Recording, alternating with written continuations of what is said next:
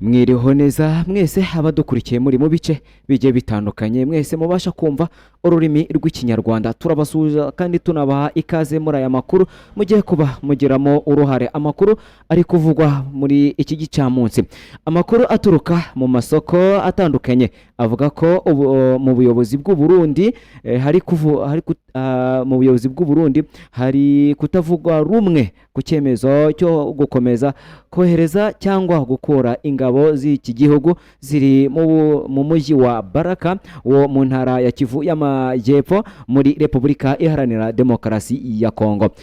Ingabo z'u Burundi zikaba zikomeje gupfira ku bwinshi hano muri Baraka ndetse inkomere nyinshi zikaba zikomeje kuba ziri guteza umwiryane ndetse no kutumvikana hagati y'abaturage bari kuza kwivuriza muri ibi bitaro bitewe nuko ubwinshi bwabo buri kuba bwinshi cyane abaforomo ndetse n'abaganga bose bagahugira mu kwita kuri izi nkomere z'ingabo z'u Burundi FDNB barimo barakubitirwa hano muri Baraka.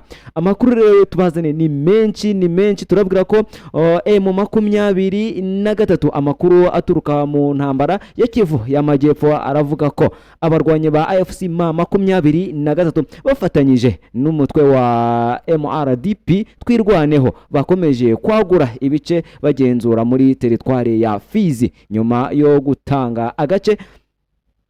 gufata agace gahana imbibi n'intara ya Maniema.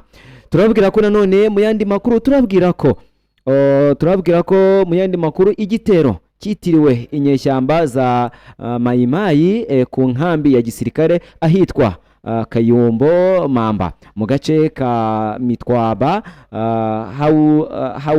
Hauta Katanga mu gitero cyo ku cyumweru itariki ya 2 Kanama cyahitanye abantu 8 nk'uko imibare y'agateganyo yashyizwe ahagaragara na societe civile yo muri ako gace ibigaragaza. None turabwira ko Uburundi guverinoma y'u Burundi yashinje Canada kugira uruhare mu gushishikariza ibikorwa bigaragaramo umutekano muke, umutekano wabo ukaba ukomeje kuba ugenda nabi nyuma yuko umutwe wa Redi Tabara ushize hanze amashusho agaragaza umwe mu barwanyi bawo avuga ko yavuye muri Canada akaza kwinjira muri uwo mutwe. None turababwira ko umugaba mukuru w'ingabo za Uganda akaba n'umujyanama wa Perezida Museveni Yoweri Kaguta Museveni mu bikorwa bidasanzwe Generali Muhozi Kainerugaba yasimbuje Majoro Generali David Mugisha wayoboraga ingabo zidasanzwe za Uganda CFC ugiye kujya mu masomo ya gisirikare. Na turabwira ko Perezida Yoweri Kaguta Museveni, Perezida wa Uganda Yoweri Kaguta Museveni yatangaje ko Stephen Nuwagaba ari umusore wahungiye iwe nyuma yo gukorerwa iyicarubozo n'ibikorwa akekwaho ko yatewe na bamwe mu bagize inzego z'umutekano. Yanaburiye umunyamakuru Aderewe Mwenda umushinja guha umwanya ikibazo cya Nuwagaba aho kwibanda ku bibazo bikomeye birimo ruswa n'ihohoterwa rikorwa na bamwe mu bakozi ba leta. Nanone turababwira ko FDLR inyeshyamba z'abanyarwanda zo mu mutwe wa FDLR Democratic Forces for the Liberation of Rwanda zasinye amasezerano yerekeye gushyira intwaro hasi, gusezererwa mu gisirikare no kwishyira mu maboko y'ubutegetsi bw'u Rwanda. Ku bategetsi ba Repubulika Iharanira Demokarasi ya Kongo basa nk'abakomeje gukingira ikibaba uyu mutwe. Iyi ni intambwe ikomeye mu gushyira mu bikorwa amasezerano ya Washington DC yagiranye na leta y'u Rwanda ahagarariwe na Leta Zunze Ubumwe za Amerika. Ni munyemerere rero tubakomeze tubabwira ko igitero cyitiriwe inyeshyamba za Mayimayi ku nkambi ya gisirikare ahitwa Kuyumba Mambo mu gace ka Mitwara Hauta Katanga mu gitero cyo ku cyumweru itariki ya 2 Kanama cyahitanye abantu 8 nk'uko imibare y'agateganyo yashyizwe ahagaragara na societe civile yo muri ako gace ibigaragaza. Ni munyemerero turambure aya makuru ku buryo burambuye. Amakuru aturuka mu ntara ya Kivu y'Amajyepfo aravuga ko abarwanyi ba AFC M23 bafatikanyije n'umutwe wa MRDP twirwaneho bakomeje kwagura ibice bagenzura muri teritwari ya Fizi nyuma yo gufata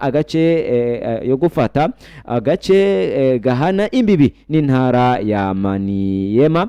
Amakuru yatangiye gukwirakwira ku cyumweru itariki ya 2 Kanama mu mwaka wa 2023 avuga ko abo barwanyi bageze muri segiteri ya Rurenge, agace gafite umwihariko wo kuba gahana imbibi na teritwari ya Kabambare yo mu ntara ya Maniema. Nkuko amakuru atangwa n'abaturage bo muri ako gace, abayobozi b'inzego zibanze n'abasesenguzi b'umutekano babitangaza, MRDP twirwaneho na AFC M23 bivugwa ko bafashe uduce twa Kabanju, Gitumba, Sala n'utundi duce tuhakikije two muri Rurenge. Ibi byabaye mu gihe iya mitwe isanzwe igenzura ibice birimo Minembwe, Mikenke, Rwinsakuru, Point Zero, Gipupu, kwa Mirima n'ahandi, ibintu byerekana ko ikomeje kwagura ibirindiro byayo muri Kivu y'Amajyepfo.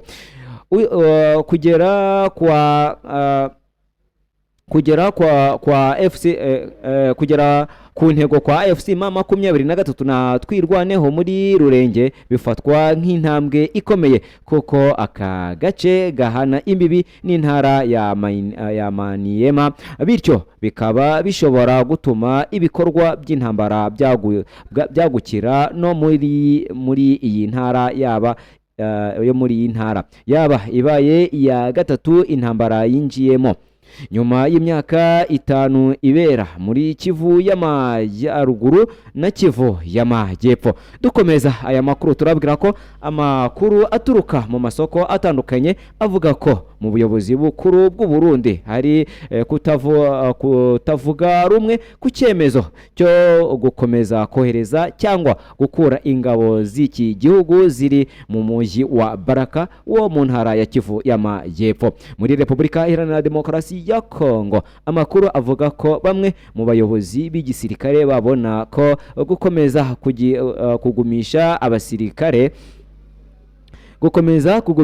kugumisha abasirikare ibaraka bishobora kubaviramo gutsindwa bikomeye, cyane cyane mu gihe baba bahanganye n'abarwanyi ba AFC M23 n'abatwirwaneho. Ku rundi ruhande bivugwa ko bamwe mu begereye Perezida Evariste Ndayishimiye bashyigikiye ko ingabo zigoma aho ziri kuko kuzikurayo byagira ingaruka ku mubano n'amasezerano iki gihugu gifitanye na Perezida Felix Tshisekedi wa RDC. Amakuru kandi avuga ko hari abasirikari b'u Burundi bari ibaraka bavuga ko batagifite ubushake bwo gukomeza imirwano nyuma y'uko bavuye mu duce twa Minembwe na Point Zero. Abo basirikare kandi bavuga ko ibitero by'indege zitagira abapilote zizwi nka drone zo mu bwoko bwa CH4 byabagizeho ingaruka zikomeye, bityo bakavuga ko badashobora gusubira ku rugamba hatabanje kuboneka uburyo bwo guhangana n'izo ndege zitagira abapilote. Ni mu gihe Baraka ari agace gafite akamaro gakomeye mu bikorwa byo kugeza ibikoresho n'abasirikare ku rugamba kuko ubwato buturuka Irumonge bukoresha ikiyaga cya Tanganyika bukahageza abasirikare ibikoresho ndetse bugatwara ndetse n'abakomeretse. Hari impungenge ko mu gihe Baraka yafatwa byagorana cyane uko byagora Uburundi cyane gukomeza ibikorwa byabwo bya gisirikare muri ako gace kuko ubwikorezi bwabwo bwasigara bushingiye ku cyambu cya Karemiye bikaba byanasaba kunyura muri Tanzania kugira ngo abasirikare basubire mu Burundi. Amakuru kandi akavuga ko bamwe mu basirikare bavuga ko batiteguye kongera kujya mu bitero bigamije kwisubiza Minembwe na Point Zero, kuko babona ko ibikoresho bafite bidahagije ugereranyije n'iby'uwo bahanganye. Dukomeza aya makuru turabwira ko Kawutaki Katanga, igitero cyitiriwe inyeshyamba za Mayimayi ku nkambi ya gisirikare ahitwa Kayuba Mamba mu gace ka Mitwara Kawutaki Katanga mu gitondo cyo ku cyumweru itariki ya 2 Kanama cyahitanye abantu 8 nk'uko imibare y'agateganyo yashyizwe ahagaragara na sosiyete sivile yo muri ako gace ibigaragaza. Abaguye muri icyo gitero barimo abasirikare 2 n'abo mu miryango yabo 6. Inkongi y'umuriro yadutse muri icyo gitero yahitanye umugore w'umusirikare n'abana be 3. Abasirikare kandi 2 bakomerekejwe n'amasasu bakuwe aho bajyanwa kuvurwa, mu gihe abagore 4 bahiye bikomeye.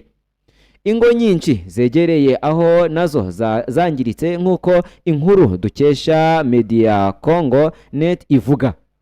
Nyuma yo kugaba igitero, inyeshyamba zahise zisubizwa inyuma. Ubufasha bwa FARDC bwoherejwe buturutse muri santere ya Mitwara kugira ngo barinde ako gace kandi batangire ibikorwa byo gukurikirana abagabye ibyo bitero. Nubwo ituze ryagarutse, biravugwa ko abaturage bagifite ubwoba bwinshi. Nta tangazo ryashyizwe ahagaragara na AFC na FARDC cyangwa abayobozi b'intara yemeza ko iki gitero imibare y'abakiguyemo ikiri y'agateganyo. Nta mibare ifatika iratangazwa ku buryo twavuga ko haguyemo abasirikare abanaba cyangwa se abaturage abanaba. Aracyari amakuru ari gushakishwa mu buryo bwizewe. Nituza kubona umubare wizewe wabaguye muri iki gitero turaza kuba tubageza mu makuru yacu akurikira.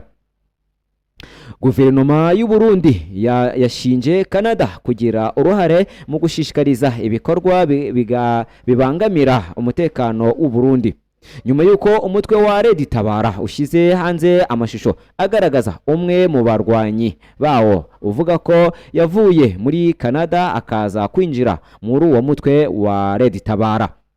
Mu mashusho yatangajwe ku rubuga rwa YouTube rwa Red Tabara agaragaramo umugore uvuga ko yahoze akorera muri Canada ariko aza gufata icyemezo cyo kureka akazi ke kugira ngo yinjire mu rugamba rw'uwo mutwe wa Red Tabara ugamije guhirika ubutegetsi bw'u Burundi. Uyu mugore yumvikana agira ati, n'ubuzima bwacu twabutanga bitari kugira ngo dukire twenyine, ahubwo tugira ngo dukize abarundi bene wacu barimo barakandamizwa na leta y'u Burundi, ndetse tunabohoze ndetse n'abasirikare barimo kugwa mu ntambara y'uburasirazuba muri Kongo. Ayagira ati, ahubwo kugira ngo abarundi bose n'abadukomokaho twamaze kubyara nabo tuzabyara babeho neza, tugomba kwinjira muri iyi ntambara ya Red Tabara yo kugira ngo dutabare igihugu cyacu cy'u Burundi. Yavuze kandi ko yizeye ko urugamba Red Tabara irimo ruzageza ku cyo yise kubohora u Burundi muri rusange. Nyuma y'itangazwa ryayo mashusho, Minisitiri w'Ububanyi n'Amahanga w'u Burundi Dr Edouard Bizimana yanditse ku rubuga rwe rwa X ashinja Canada gushyigikira ibikorwa byo guteza akavuyo gucamo ibice u Burundi ndetse na karere Uburundi buherereyemo.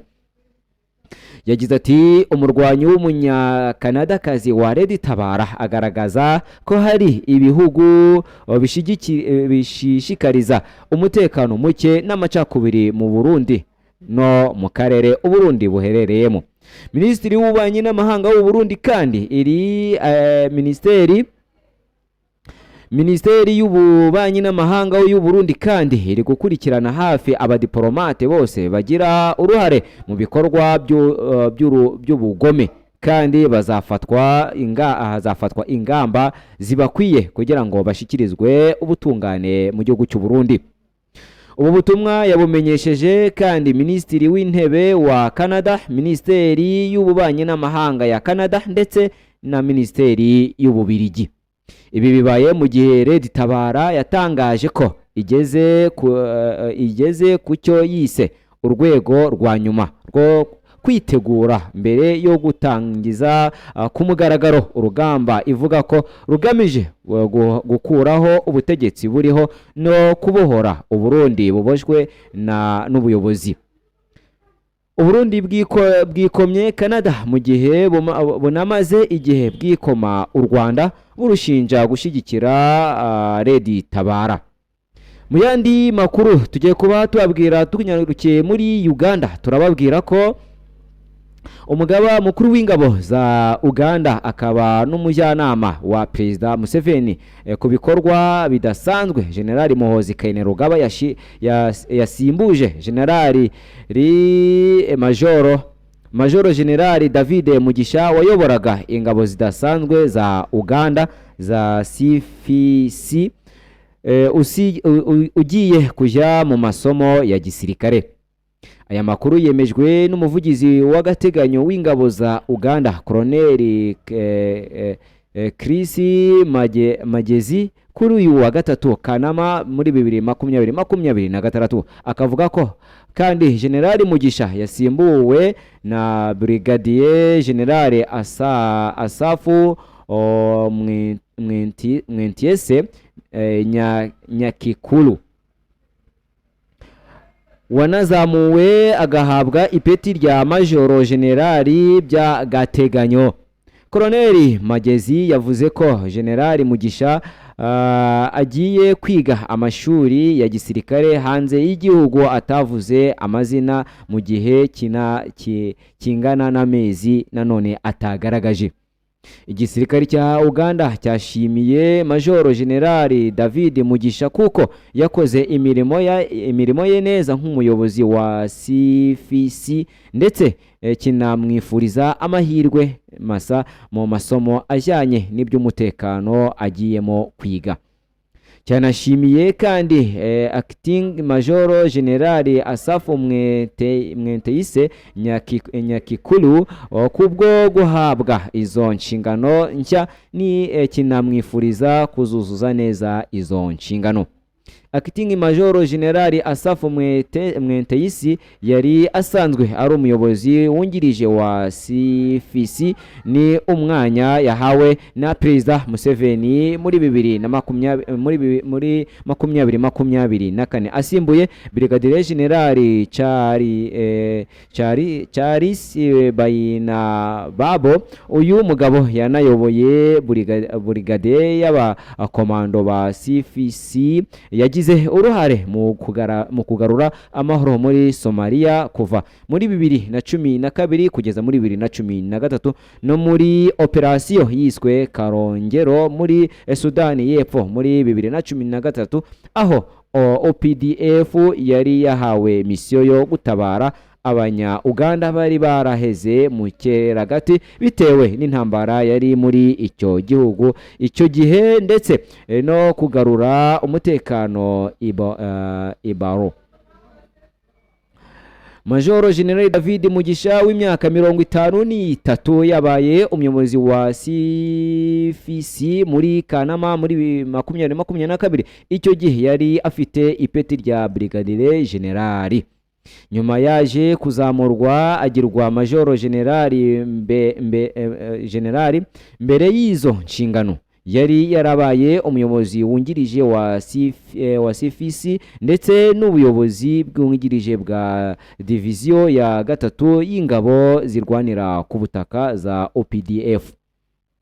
uyu mujenerali ni umwe mu bayobozi ba gisirikare bagaragaza umuhate ku kazi, aho agaragaza kenshi atambukana ubukana haba mu mvura y'amahindu, akora inshingano ze zivuze ikintu kinini ku mutekano wa Uganda, harimo kurinda perezida wa Uganda Yoweri Kaguta Museveni n'umuryango we, kurinda ibikorwa remezo n'ahantu h'ingenzi ku rwego rw'igihugu, gukora ibikorwa byihariye bya gisirikare special operation no kurwanya iterabwoba no gutabara mu bikorwa byihutirwa. Nanone dukomereze muri iyi nkuru. Muri Uganda turabwira ko Yoweri Kaguta Museveni, perezida wa Uganda Yoweri Kaguta Museveni, yatangaje ko Stephen Nwakaba ari umusore wahungiye iwe nyuma yo gukorerwa iyicarubozo n'ibikomere akekwaho ko yatewe na bamwe mu bagize inzego z'umutekano. Yanaburiye umunyamakuru Aderewe Mwenda amushinja guha umwanya ikibazo cya Nwagaba aho kwibanda ku bibazo bikomeye birimo ruswa n'ihohoterwa rikorwa na bamwe mu bakozi ba leta ba Uganda. Mu itangazo ryashyizwe ahagaragara ku wa mbere, Museveni yavuze ko Nwagaba yageze iwe ari mu bihe bikomeye nyuma yo gukorerwa iyicarubozo, ndetse ko yahawe ubuvugizi muri Uganda no mu mahanga. Yongeyeho ko hari bamwe mu bakekwaho kumuhohotera iryo hohoterwa bamaze kugezwa imbere y'inkiko za Uganda. Perezida Yoweri Kaguta Museveni kandi yavuze ko nubwo inzego z'umutekano zifite inshingano zo kurwanya ibyaha, zitagomba nazo ubwazo gukora ibyaha birimo iyicarubozo cyangwa kwica abantu binyuranyije n'amategeko ya Uganda. Yashimangiye ko ibyo binyuranyije n'indangagaciro iki gihugu cyaharaniraga igihe cy'urugamba rwo kubohora Uganda. Yanahakanye ko Nwagaba ari ikibazo gikomeye kibangamiye umutekano w'igihugu cya Uganda. Avuga ko ikibazo nyamukuru ari ruswa n'abantu bamwe bari mu nzego za leta n'umutekano bashinjwa guhisha cyangwa gukingira ikibaba abakora ibyaha hano mu gihugu cya Uganda. Iri tangazo kandi rije rikurikira impaka zimaze iminsi muri Uganda ku birego by'iyicarubozo, imikorere y'inzego z'umutekano ndetse n'uburyo abayobozi babazwa inshingano zabo. Mu gusoza aya makuru, reka tubabwire ko inyeshyamba z'abanyarwanda zo mu mutwe wa FDLR, Democratic Forces for the Liberation of Rwanda, zasinye amasezerano yerekeye gushyira intwaro hasi, gusezererwa mu gisirikare no kwishyira mu maboko y'ubutegetsi bw'u Rwanda. Ku bategetsi ba Repubulika Iharanira Demokarasi ya Kongo basa nk'abakomeje gukingira ikibaba uyu mutwe. Iyi ni intambwe ikomeye mu gushyira mu bikorwa amasezerano ya Washington yagiranye n'u Rwanda ahagarariwe na Leta Zunze Ubumwe z'Abanyamerika. Minisitiri ushinzwe kwishyira hamwe kw'akarere Foribert Anzuruni yatangaje ko FDLR yemeye aya masezerano mu rwego rw'imihate yo kugarura amahoro n'ituze mu karere k'ibiyaga bigari. Ibi yabitangaje nyuma y'ingendo yakoreye mu Burayi no muri Afurika yari yatumweho na Perezida Felix Tshisekedi kugira ngo amurikire iyi gahunda abafatanyabikorwa batandukanye barebwa no gushaka ibisubizo ku bibazo by'umutekano mu burasirazuba bwa Kongo. Ubwo yabazwaga kuri ibi, nubwo byaba bivuze ko impungenge zakomeje gushyirwa imbere na Kigali zitakigezweho, umuvugizi wa guverinoma ya Kongo Patrick Muyaya yatanze igisubizo cye adaciye ku ruhande agira ati, nkuko abivuga aravuga ati aya masezerano bagiranye na FDLR ngo ngo arambura u Rwanda urwitwazo rukoresha mu gusobanura icyo bita ubushotoranyi bwarwo muri Kongo. Nta kazi kihariye dufite ko gukorana nabo uretse kubasaba kubahiriza ibyo biyemeje mu nama mpuzamahanga zose twitabiriye. Hari amasezerano ahari. Icyo dutegereje gusa nuko bakora uruhare rwabo mu kuyashyira mu bikorwa. Ku bijyanye n'impamvu zitangwa nk'urwitwazo bitewe nuko ibintu byifashe muri iki gihe, biragaragara ko u Rwanda rudafite izindi mpamvu zo gutanga.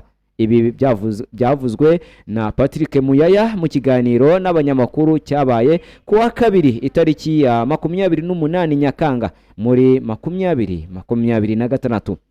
Icyakora Minisitiri ushinzwe itumanaho n'itangazamakuru yagaragaje ko iyo nzira ikiri ndende. Ashimangira ko icyiciro cyo gushyira ibyo byemeranyijwe mu bikorwa ari ingenzi cyane. Yongeyeho kandi ko birumvikana ko hari ibibazo bigihari bijyanye n'ishyirwa mu bikorwa by'izi gahunda. Hagomba kwibukwa ko ibi bikubiyemo kwamburwa intwaro no gushyirwa mu nkambi hagamijwe ko bashobora no gusubizwa mu Rwanda, kuko ari Abanyarwanda bafite uburenganzira bwo kuhaba. Ibi twabikoze mu bihe byashize, nabo bagomba gutaha bakagira umwanya wabo mu Rwanda. Iyi gahunda kandi irimo gukorwa ku ruhande rwacu. Turimo gufata ingamba zikenewe kugira ngo ibi birusheho kugerwaho. Patrick Muyaya kandi yanenze impamvu u Rwanda rutanga mu gukomeza gushinja Repubulika Iharanira Demokarasi ya Kongo DRC cyangwa se RDC, avuga ko ikibazo cya FDLR ubu kitazongera gushingirwaho muri uko gushinja Kongo kuba itegura aba barwanyi uyu mutwe wa FDLR kugira ngo uze guhungabanya umutekano w'u Rwanda. Mu gihe u Rwanda ruvuga ko hakomeje ikwirakwira ry'ingengabitekerezo ya jenoside yakorewe Abatutsi mu 1994, umuvugizi wa guverinoma ya Kongo we abibona nk'igitekerezo kidafatika kidashobora guhabwa agaciro kuba cyashyirwaho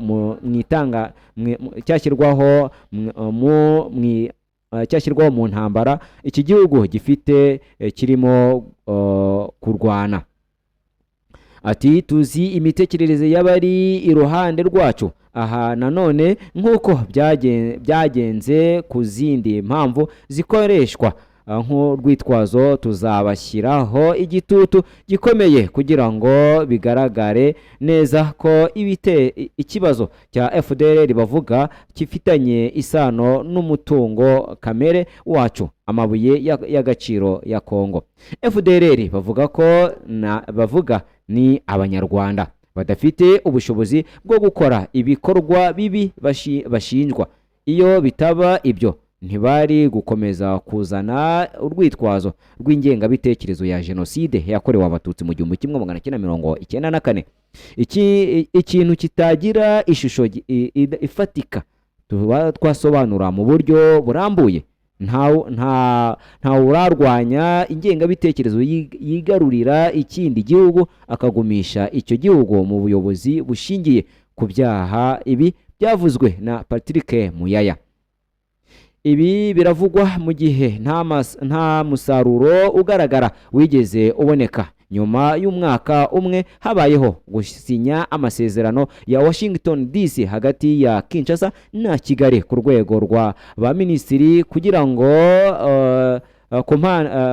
n'abaminisitiri ku ngingo ebyiri z'ingenzi bumvikanyeho: gusenya FDLR ku ruhande rwa guverinoma ya Repubulika Iharanira Demokarasi ya Kongo no gukuraho ingamba z'ubwirinzi ku ruhande rw'u Rwanda, ubwirinzi rwashize muri Kongo. Washington DC kandi ibinyujije kuri Mossad ushinzwe ibibazo bya Afurika mu butegetsi bwa Perezida Donald Trump yasabye impande zombi kubahiriza ibikubiye muri aya masezerano kugira ngo amahoro n'umutekano bigaruke mu karere k'ibiyaga bigari. Nubwo aya masezerano yasinywe, ibintu bisa ntaho bigana bitewe n'imirwano ikomeje kugaragara ku rugamba gushinjanya kutubahiriza amasezerano ndetse n'ibisobanuro bitandukanye ku ngingo zayo masezerano. Byose bituma ishyirwa mu bikorwa ryayo rirushaho kugorana. Nshuti mwari mudukurikiye mwese, aya makuru munyemerere tuyahinire ahangaha, tuze kubararikira amakuru ya BBC aza gutambuka live hano kuri Sahaba TV Rwanda. Nge wabagejejeho aya makuru wayabategure kandi nkayabagezaho ni Imamu Muslimu. Amakuru n'ibiganiro bitambuka kuri Sahaba TV Rwanda byo biracyakomeza, ni munyemerere duhinire ahangaha, tuze kugaruka mu yandi makuru mukanya tubagezaho amakuru ya BBC ari butambuke live. Mugire umugoroba mwiza ndetse n'igicamunsi cyiza bitewe naho muherereye, murangwe no kugira akazi kanoze. Imana ibashiriremo imigisha myinshi.